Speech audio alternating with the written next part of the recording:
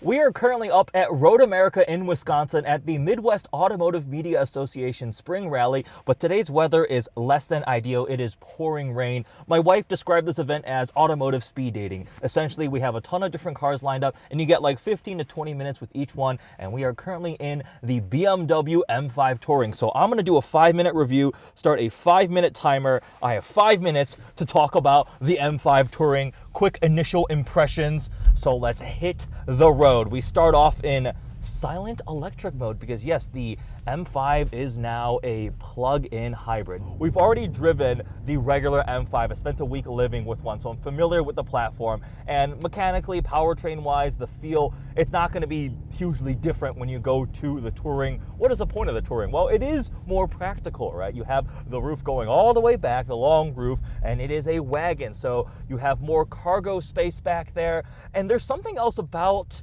the practical and the look and the silhouette that I think is really appealing to car enthusiasts. It's like the knowledge that it's the more practical option, but it's still plenty capable. And something, I gotta say, it's the fact that we haven't gotten a Touring. Wagons in general, fast wagons, haven't been available in America, so it's like that forbidden fruit. It becomes more and more desirable. You want things that you can't have, right? When somebody says, no, you can't do that, you want to do it even more. Maybe it's just being childish, but that's part of the appeal of something like this.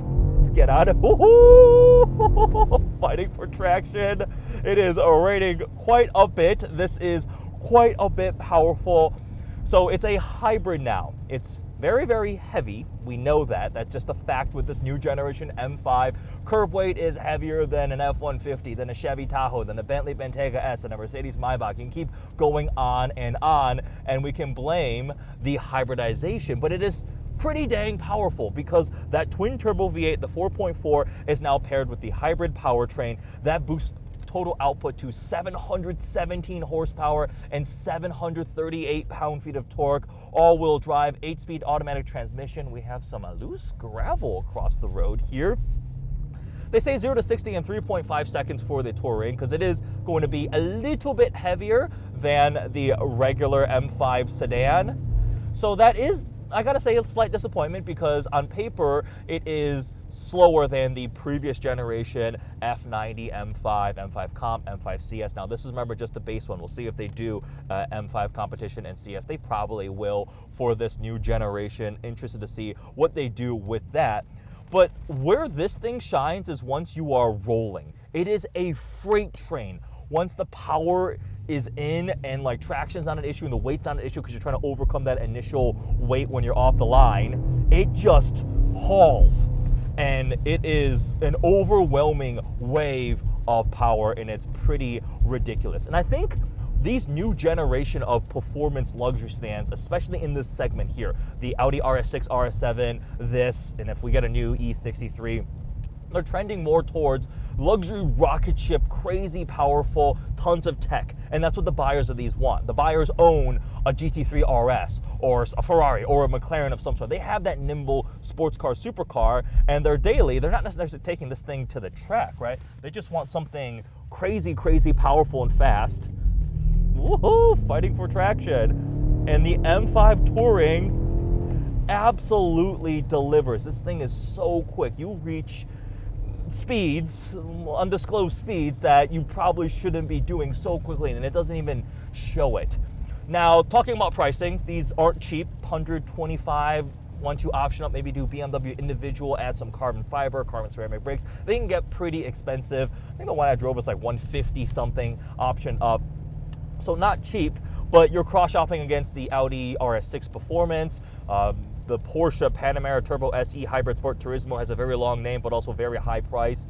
Plenty capable, similar formula to this, but a lot more. Those are well over 200. Mercedes hasn't given us an E63 wagon, but there's something about that. We finally have a wagon. We never had a wagon before. Never. They were available in Europe, other places. We never got M5 Tourings, M3 Tourings, and we finally now have one. I would have loved to buy an RS6 Avant for the previous gen. Remember, I had an RS7.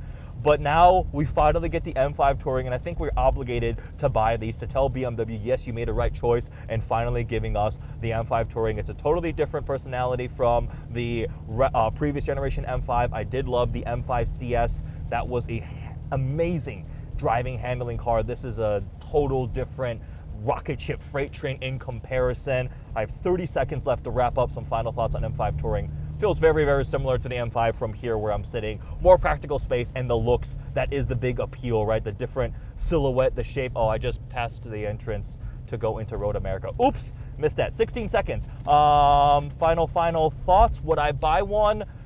Yeah, after spending a week living with it, now knowing what you're getting, you know the ingredients and the formula has changed. You go into this knowing what it is going to be. I would absolutely own a M5 Touring, and that is 5 minutes quick initial review or just drive of the M5 Touring. This is fun. Automotive speed dating. On to the next car. Thanks for watching.